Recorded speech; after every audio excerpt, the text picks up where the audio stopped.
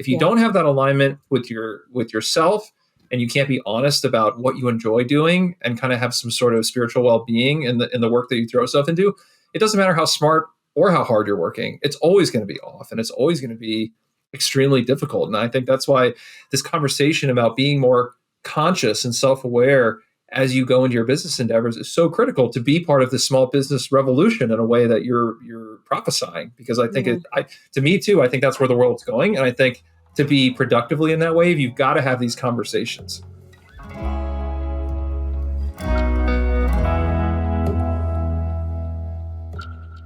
Hey everyone, welcome to episode 59 of Business Therapy. We're excited to be back kicking off the new year.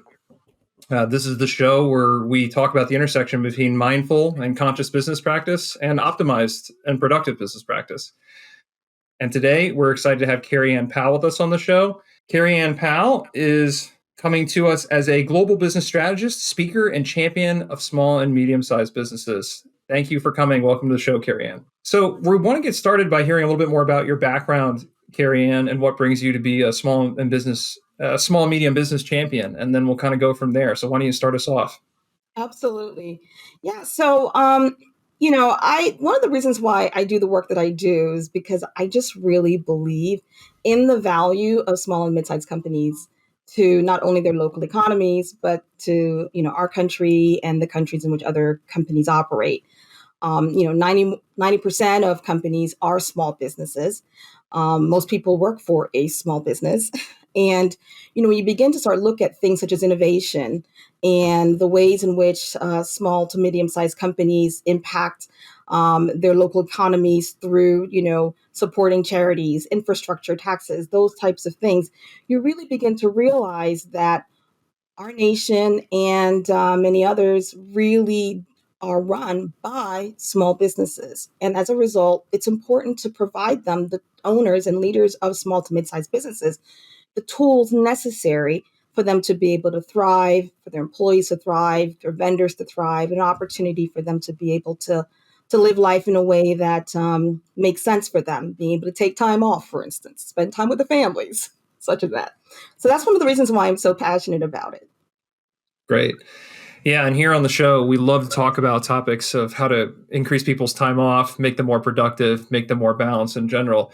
But before we maybe get into the mechanics of that, I'd love to know why the small, medium business focus from an economic standpoint. You mentioned the importance and the volume of small businesses, which I think can often be overlooked in the shadow of some of these bigger companies that are in the news all the time. Yeah, for But sure. I guess explain us a little bit of your thoughts on why small and medium businesses are so important to the global economy generally. Well, when you start looking at, so for instance, we're looking at, possibly a recessionary type of economy coming up. And when you start thinking, okay, what are ways in which countries can begin to address that for their economies? Well, it's the small businesses, the medium-sized businesses that are really going to be able to carry that through. One, because they're much more agile. They can be able to pivot and create new products, new services, be able to partner better with other businesses so that you kind of have more economic robustness coming from that sector, right?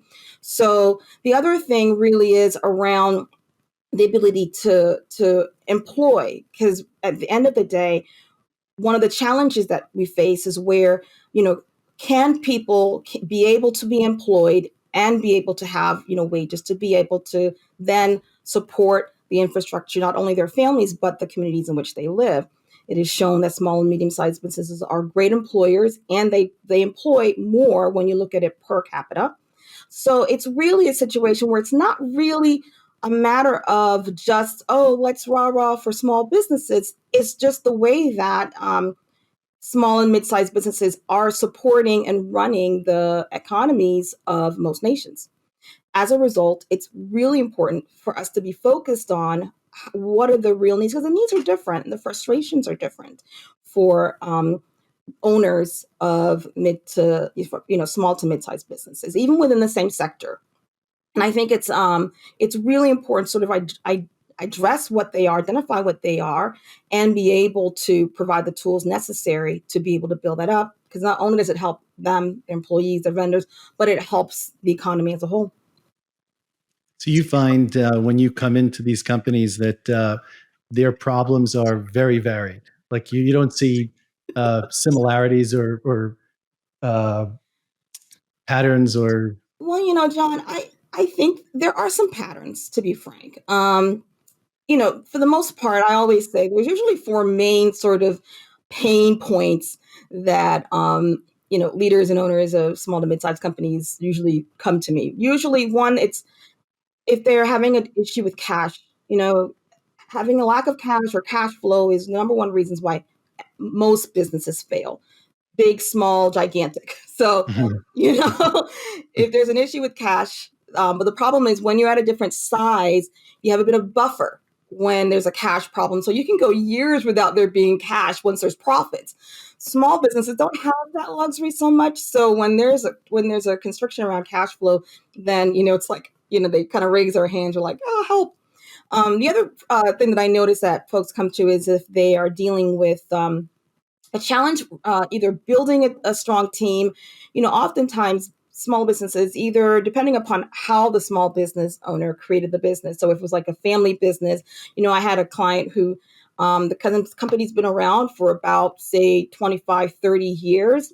And the company was founded by the father, or who is now in the stage of retirement. But everyone in the company is a family member or a member of a family member of another partner to the company. So the company is built. So now they want to exit. This first generation wants to exit out. Oh, how do we do this, right? Because it's all built by family. So a challenge is sort of building teams. And that's, again, like the third reason why businesses fail is because the team structure is not working for them. Another pattern that I see is not being able to scale. They're sort of stagnated. And the thing with business is it's sort of like anything in nature. If it's not growing, it's dying. So if you're not scaling, and again, scaling can be in any form of fashion that works for the leaders of that company. You don't have to have those massive scales like, the tech companies or whatever. But if you're not growing, then that's a challenge. That's something that people sort of raise their hand. I'm like, oh.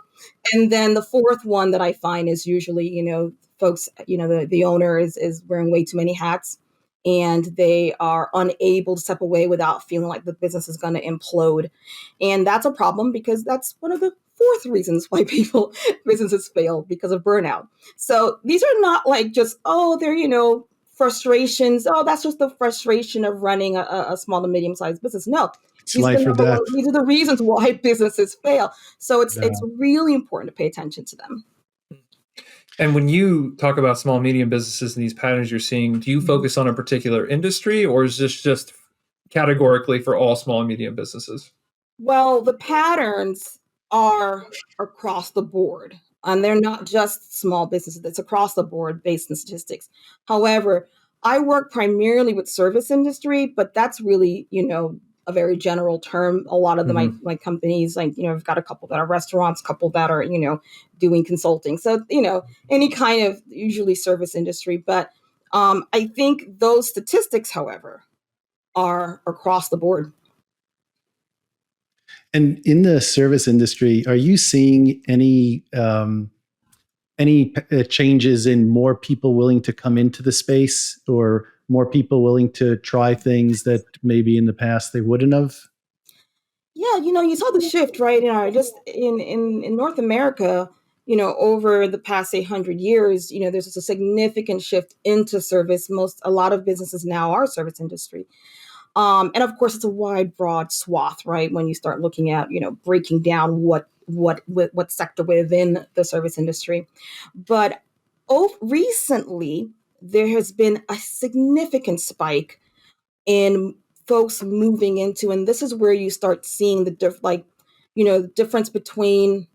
So you've got a large number of people who are moving out of very high level jobs in corporate in the service, whether it's consulting or other sorts of roles they were playing, and then starting their own business for various reasons, right? So we could, go down a whole rabbit hole with that.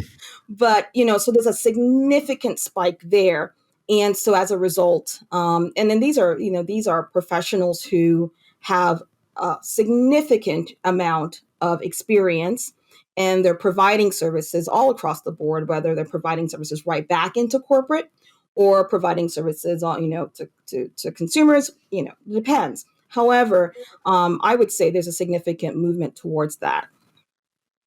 It seems like the lower the cost of information and the lower the cost of other infrastructure that would normally be really only what could be in the territory of the large corporations, it's empowering small businesses.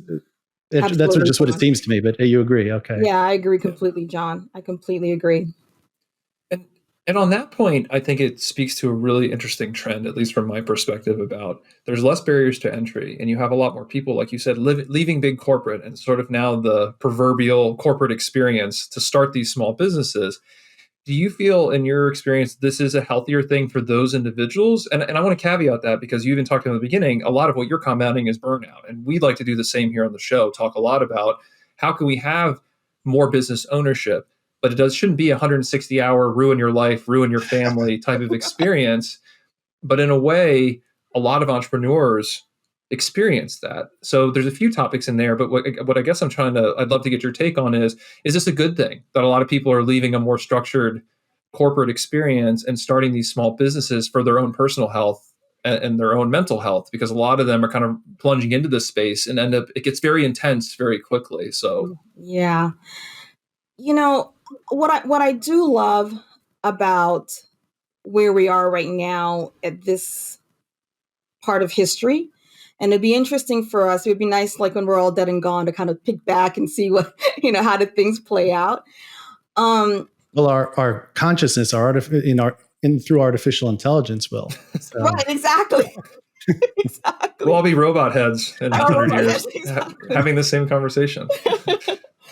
Yeah, fundamentally, I believe that any ability we as humans to have freedom in the way in which we express our gifts and our talents as we, exist in this human experience, I am 100% in agreement with that.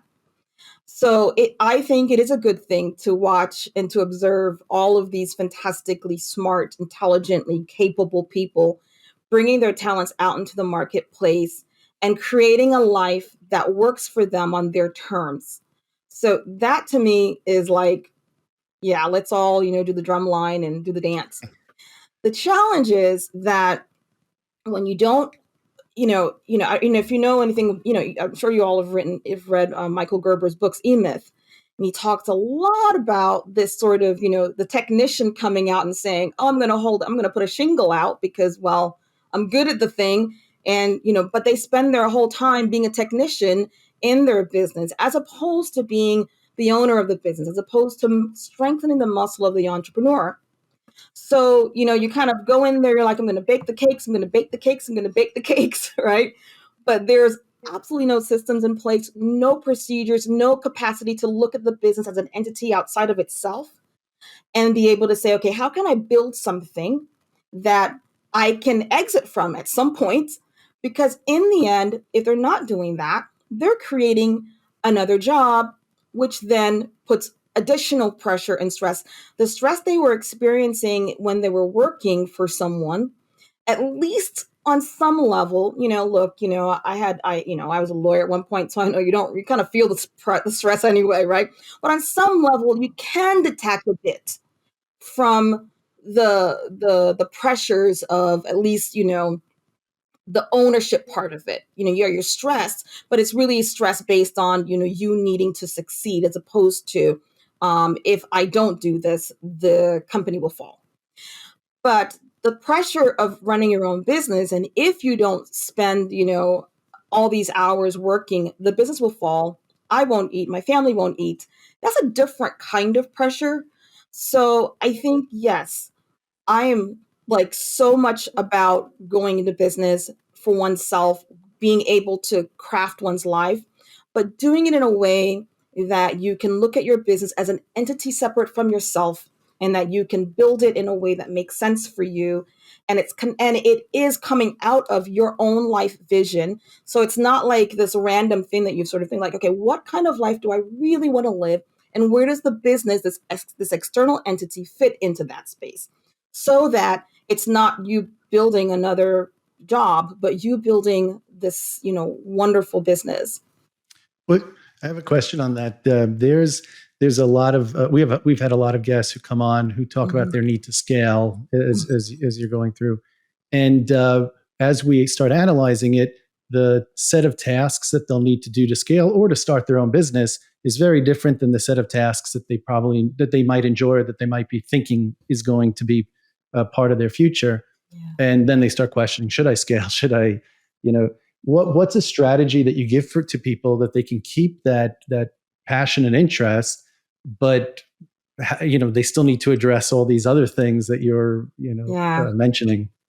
Yeah, that it's interesting. I first, I think it's important to acknowledge really, like, where do you land personality wise?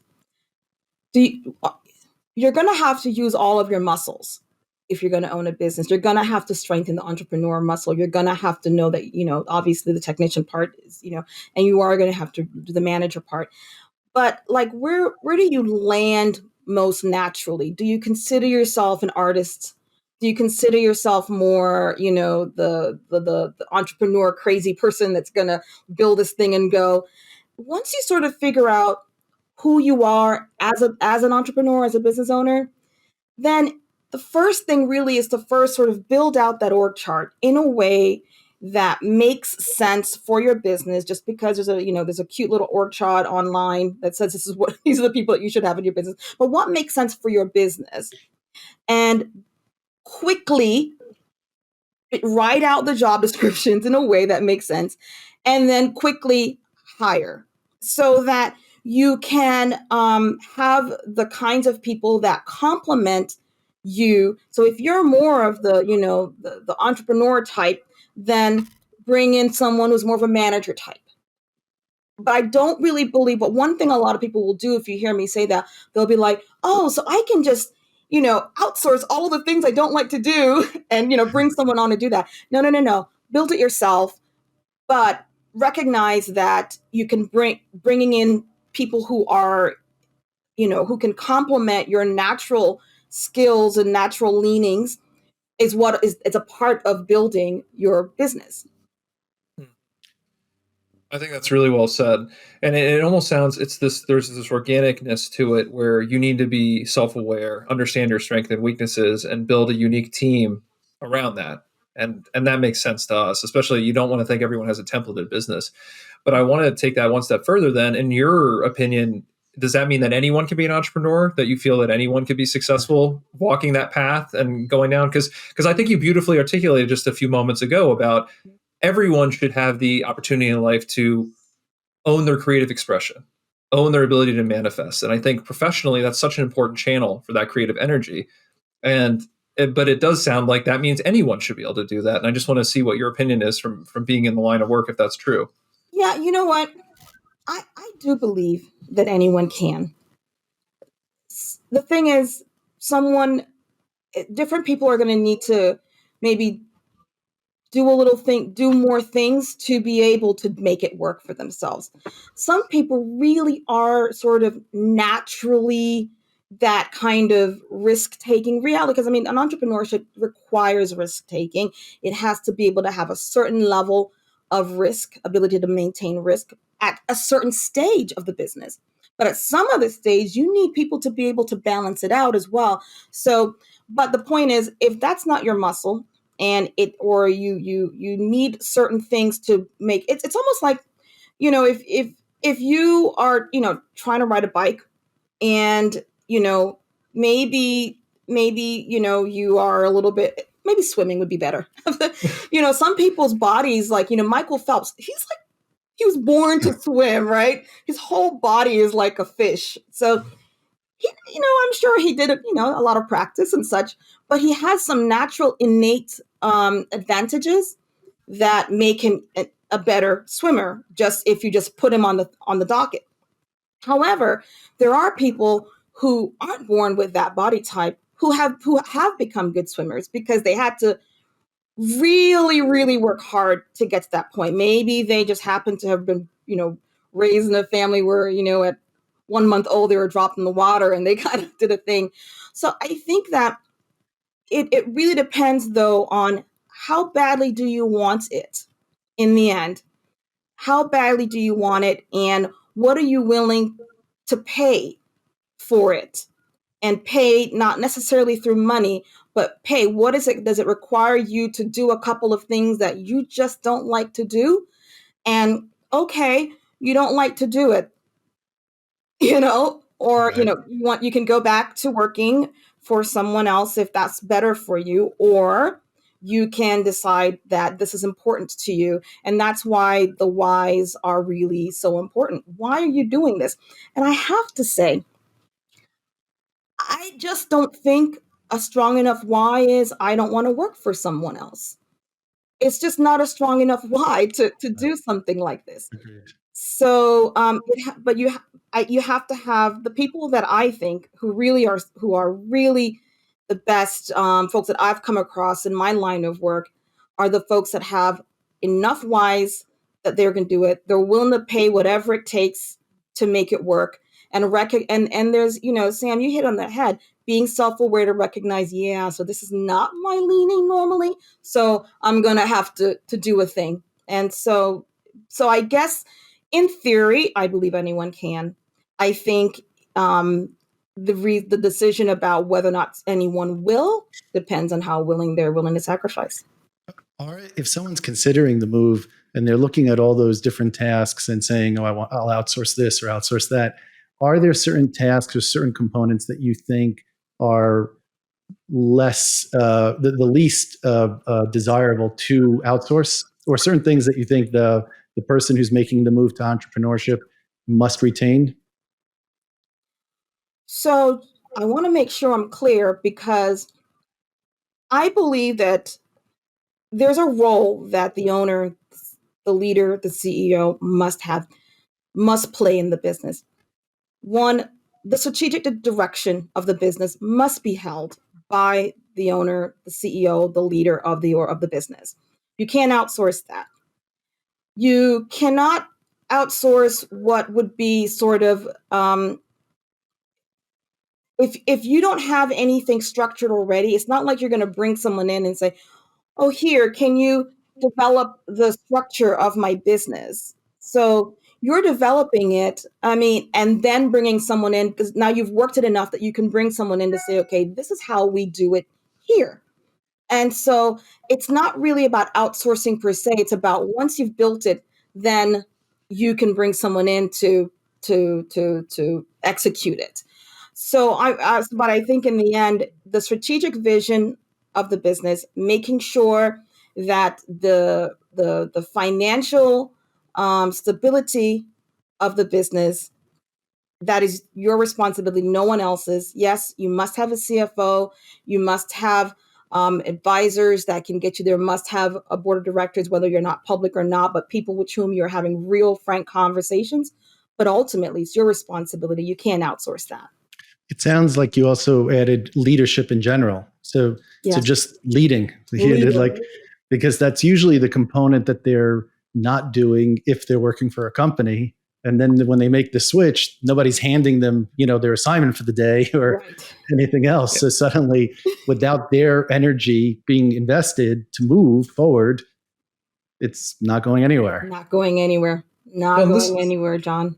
Yeah, this is where I think it's an intersection, such a powerful intersection of some of the points we've been talking about, because leadership, in a way, to me at least, could be articulated as somebody who finds that thing the why that Kerry-Ann you were mentioning. When you have your why and you discover it for yourself, which is where your creative energy wants to go, you become a leader in pushing that forward. And it's a natural thing because I do believe, like you, everyone can have their own business. Everyone can be an entrepreneur in some way or another, but it's not at anything.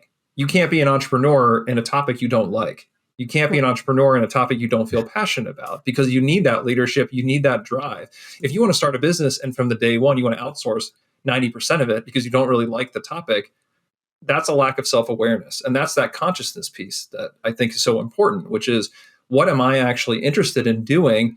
Because if you actually align yourself with that, and it might not be the thing that you think is going to make you rich or make you a ton of money or whatever it is, it's if you find what you're really interested in, the leadership should come naturally. The structure should come naturally.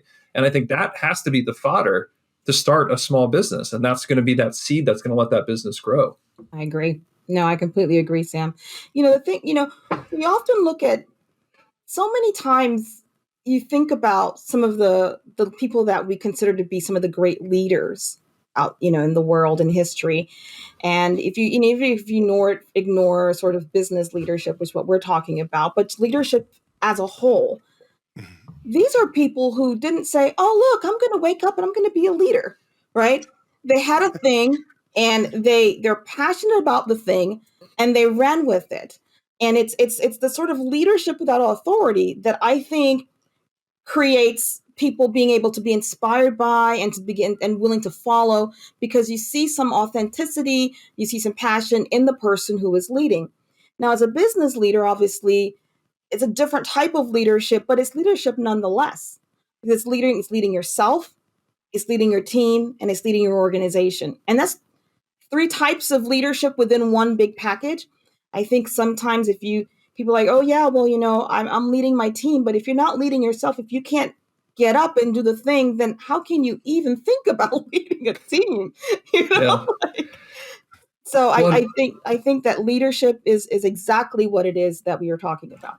It's so interesting because oftentimes in history you see like the reluctant leader, just someone who just couldn't stand to leave the current state as is, and said, this, we can't leave it like this, and looking around, well, no one else is, going into this gap. So here I am. I have to, but at any time they're looking, if anybody else wants to, take up this charge, no problem. But Exactly. Well, and for you, Kerry-Ann, then in your line of business now with the business strategy, what do you find people who don't have that alignment we're talking about, that natural leadership that comes from alignment of purpose? And what do you tell those clients? What do you tell somebody who they really, in their mind, they want to make this business work? They think this is where they want to be for this reason and that reason, but you can tell there's a fundamental conflict with what they're actually interested in or where their mind or their inclinations want them to go. How do you advise those people? Well, I bring them back to the foundations. So usually when folks are coming to me, there's some pain happening. So when people are feeling some pain, they're really more open. They're more open to some suggestion.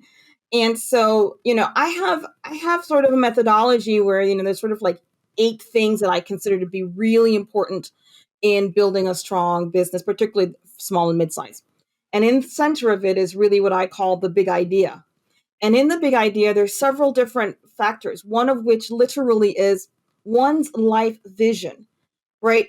I don't think one can, if you're starting a project, like starting a business and you're, thinking about it for the future, obviously you can decide, okay, I'm going to do like a side hustle thing. It's completely different when you're saying I'm going to build a business that's going to have some legs and it's going to be around before when I die. So, but in the beginning stages, if one does not know what their vision of life is and their purpose, and I know it sounds mushy and no one wants to talk about that kind of stuff, like it feels life coaching. Not to us. But if you don't, yeah, I love that you said life vision and not business vision. Yeah. I love that. You don't have a life vision, then I don't really. That's what we're going to go back to. It's like when you're trying to teach someone to read after a major head injury. It's back to phonetics, sound, and then letters, and you're going back to basics. Once you can kind of get someone to lead to them, so some people are love that idea because they've never been invited to pause enough to really think about it, and then some people are like, oh, I don't really want to do this. I'm like, okay, well, let's go back to why we came, and then they feel the pain and be like, okay, let's try this. But if you can go back to the life vision and then from that place, be able to then look at the business vision. Does this business vision that you have right now align with the life vision? Most times, honestly, they'll be able to immediately see, yeah, no, it's not. And let's tweak the business vision We don't tweak the life vision. We create the life, because the life vision is here, core, soul space. But then you can tweak the business vision for it to be aligned. Then we're cooking with mustard.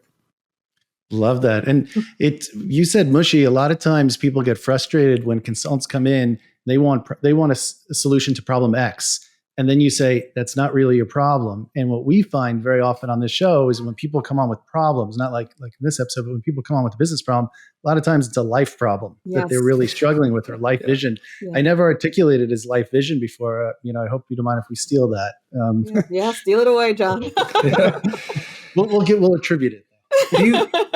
Do you also find about the whole life vision alignment piece? We talked earlier about how a lot of business owners are struggling with long hours and a lot of the pain of just being overburdened, getting burned out. Do you find a lot of it is attributable to just having that misalignment in life vision? Like for those companies that you can get them aligned, the hours start to sync up? Like what is the correlation? Yes. 100% yes. And I think too, it's like,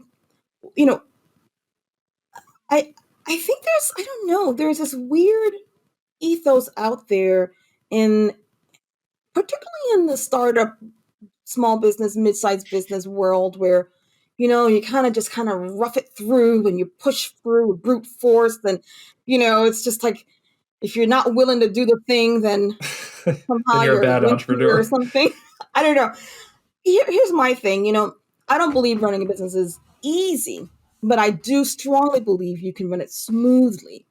And I think a large part of this disconnect is because lack of awareness and just haven't really figured out what the life vision is. Once you get that in place, then you can look at the business vision and be able to say, and sometimes I notice too, it's like, okay, you think you're in one business and then you keep saying this is the business you're in. But then when I start listening, that's not really the business you're in. I mean, you're doing the things that you say you're doing, but this seems like a different type of business. You're actually solving for a different problem. And one of the challenges but yet you're still trying to fit this sort of circle into a square hole or whatever. So I think it's not necessarily a full-on pivot or transition in order to fix that, because, your listeners are saying, wait a minute, if I do my life vision, then I'm going to have to totally redo my business. That's not really it. Sometimes it's like a millimeter twitch, and that's it. Even a perspective switch. Yeah. So they may not have to do too many different actions. It's just a perspective switch that can have that ripple effect. Yes, absolutely, John. Yeah. Well, not to go back to kind of almost more intro about you, but I'd be fascinated to know, did some of this life vision thing come into play? I know that you are coming into business strategy from being a longtime lawyer, lobbyist, and kind of in the very, I'm sure, intense DC scene. So did you apply a little of this to yourself to kind of transition into this space? I'd love to hear a little bit more about that. Yeah, I did. And, it's a little journey how I got to this place. It's so fascinating. But I started really, I came out of law school, DC, always wanted to be in that space. And I'd been a professional fundraiser prior to law school. So that was sort of the world that I operated on. And it was just really it was not about life vision at all. It was about, this is all about hitting markers, success, being able to say, this is what I did, frankly. And it obviously we can, in terms of childhood and what your expectations are and all of that good stuff. But the bottom line was, it wasn't really necessarily aligned per se with a life vision, or maybe the life vision that I thought I had when I was, 10 years old. So, so for me, I hit a real wall at some point and had to pause and say, who am I and what do I really want from my life?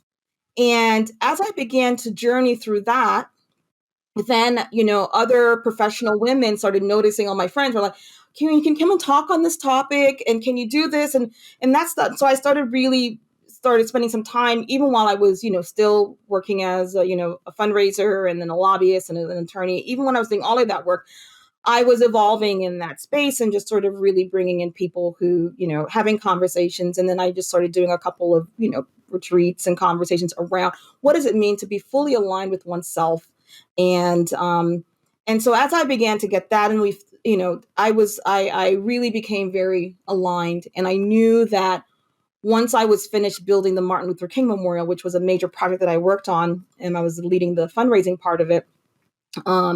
Once that was complete, I knew then that after having met a plethora of folks, executives, CEOs of nonprofits, of mid-sized companies, in their ability to sort of want to thrive, but their inability to sort of align, I realized that I have the strategic skill sets, but I also believe so strongly that being aligned is such an important part of business.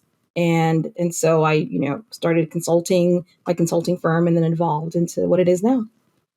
So maybe sometimes it's not even the question of what's your life vision, but is the life vision you have, is it yours? Or is it what you think it should be, or a path that someone else kind of made, put in your head? Yeah, John. Because at least being aware that you're living, maybe, I don't call it someone else's life, but is important. And I can't help you. Your modesty is amazing. 120 million, was it that Yes, it was. you were able to fundraise? So Yeah, a little more because we had to then put on the dedication, and then it was a whole thing. Truly amazing. Yeah, amazing. yeah. But we celebrated the 10th anniversary about a year ago, and I was just like, God, I'm getting old.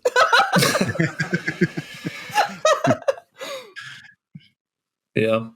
Well, it's crazy how much the energy you get, though, from aligning. It sounds like you've experienced it firsthand, and now you're helping other business owners with that experience. And I think it's so critical in this overall conversation we're having about the importance of small and medium business, because if you think about getting more alignment, more people are going to reach more alignment outside of somebody else's company. That's just, I think, a fact, because you have that freedom and you have more flexibility.